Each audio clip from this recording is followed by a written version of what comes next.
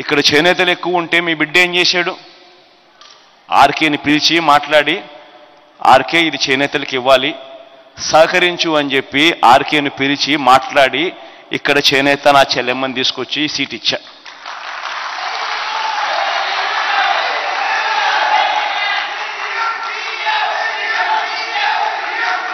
RK కూడా మంచి మనసుతో తాను కూడా అన్న మీరు ఏం చెప్పినా కానీ నేను సిద్ధంగానే ఉన్నాను అని ఆర్కే కూడా ముందుకు వచ్చినాడు.